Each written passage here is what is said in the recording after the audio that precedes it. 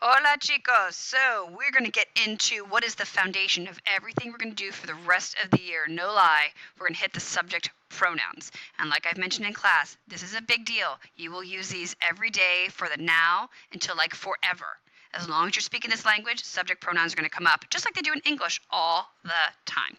So let's go ahead and start with what the heck a pronoun is. Before we get subject pronouns, let's just kind of define these things individually. Pronouns. Okay, think about it. Something like he is a pronoun, or they, or we. Okay, its job is to give us a little variety and tell us that, you know what, I don't always have to use someone's name. You know, maybe my friend's name is Paco, and Paco comes into class, and Paco gets out his homework, and Paco, sits down, and Paco gets his pencil sharpened. Instead of saying Paco, Paco, Paco, constantly, we can replace it with he. So the job of the word he is to replace the noun Paco. So the job of a pronoun is to take the place, of a noun in a sentence. All right. I equate this to like reducing a fraction. 3/6 is the same as 1/2. You're just going to take Paco and replace it with he. All right. The subject of a sentence. All right. Paco is our subject. Paco is the one walking in the room. Paco is the one sitting down. Paco is the one getting out his homework. Paco is the one sharpening his pencil. He's the person doing the action. So the subject of a sentence is the who or what is performing the action of the sentence. Okay? Not who's receiving it, who's performing it, who's doing the action. So let's think about this in English for a second. Think real simple. All right, you can replace a noun or a noun phrase with a pronoun. We can get rid of these. We can take away a name and we can replace it with something else. Let's just think logically for a second. All right, let's think about it. Pablo. I used Paco, but now I'm using Pablo. Well, Pablo is the same as saying he. You know, Pablo goes here, he goes there. It's the same thing. Well, think about Anna. Anna wouldn't be he. Anna would be she. All right? So those are single. But we have also groups of people. Maybe it's a noun phrase. Pablo and I is a phrase. So Pablo and I walk in the room, and Pablo and I both get out our homework, and Pablo and I both sharpen our pencils. Well, Pablo and I can be replaced with, think about it, we. So we do something. It's the same thing. Pablo and Ana. Oh, well, it's both of those people. I'm not involved, so it can't be we. Pablo and Ana walk in the room. You're talking about Pablo and Ana. Pablo and Ana would be they. So think of it this way. It's like saying that Pablo and Ana is 3/6, and you're going to reduce it down to a single word, reduce it down to 1/2. That's the same as saying they. So I always like to think of it that way because I think it makes more sense to me. All right? So now that we've got that down, we know what a subject is, we know what a pronoun is, we are going to replace some subject pronouns in Spanish. We're going to take them down to Spanish. Here we go. Thinking, boom. Let's go down here, and here's our chart. You are going to love this chart. It is going to be what is important for you from now until eternity. Here we go. So we have the subject pronouns here in English. We have I, you, he, she. Now, normally we have it, but it doesn't exist in Spanish. There's no such word as it as a subject pronoun. All right? So what we do have is over here, we have you formal. Okay, that exists for us. Over here, the plurals. We've got we. We happen to have a masculine and feminine version. We have y'all, talking to groups of people. The one that's going to be informal and only used in Spain. We've already seen these. This is not brand new.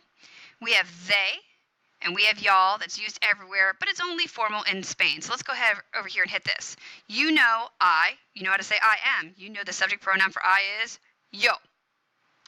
For you, informal, we have tú. And I have to pull up my special keyboard here so I can get my accent mark on that you, because that is a big deal. Without it, it means something different. He, we've done this. This is not new either. We have él, and we know that él has the special accent mark on it as well.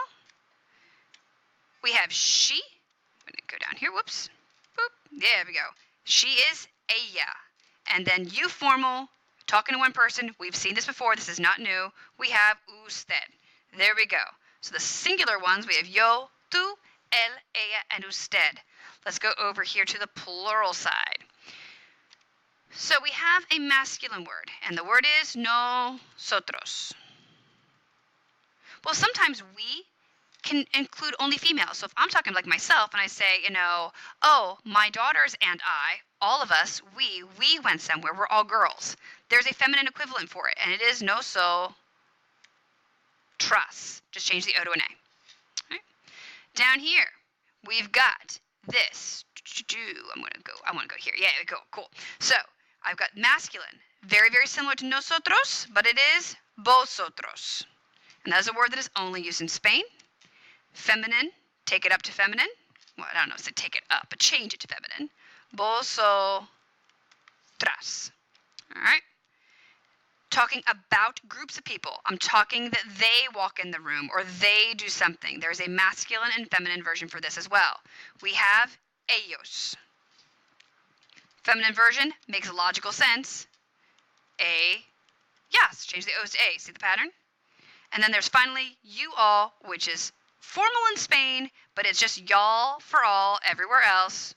Ustedes. Those forms of you should look familiar from the last unit. Really, the only thing that should be kind of new to you is nosotros and nosotras, and ellos and ellas. But really, you've seen all these other words before. This is nothing new. All right, now's where things get fun. Our job is going to be to take these subject pronouns and let's replace them. Let's see what we can do. So I want you to think of it this way. You are talking to Martin. I'm not talking to him. You're talking about Martin. So Martin, your friend Martin, and Martin is walking down the street, and Martin is doing this, and Martin is doing that. Replace Martin with a subject pronoun. What do you think it's going to be? Now, what I want you to do, pause for a second, try them on your own, then replay and see what you come up with. So do that. Stop it now, try it on your own, and let's come back. Okay, did you do it? Or did you just let it play? I hope you just paused it and tried it. Let's see how you did. So Martin. Martin would be a singular person. It is just he.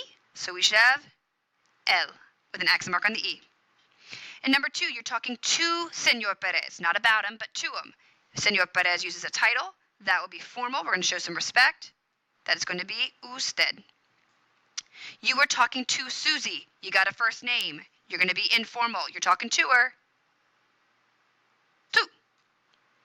You are talking about Jose and Juan, not directly to them. You're talking about them. Jose and Juan, 2 guys. We're going to be over here on the masculine side. Ellos, 2 guys. They.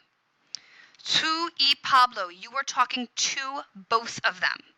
If you were in Spain, this is the appropriate time to use vosotros. And it doesn't matter if tú is a guy or a girl because Pablo's a guy, automatically 2 guys, or at least 1 guy makes the situation masculine. However, if you were not in Spain, you would be using ustedes. That would be appropriate here as well. You're talking about Estefania, not to her, about her. She's a girl. Talking about her. Estefania walks in the room. Ella walks in the room. Miguel y yo. Somebody and I is always we. We don't know if yo is a girl or a guy, but we do know that Miguel is a guy, so it has to be nosotros. Make my R a little better there.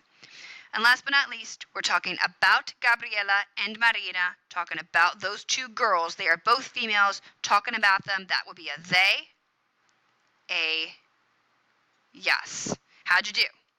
All right, we're going to be practicing this from now until the cows come home. Let me tell you, this is going to be a thing all the time.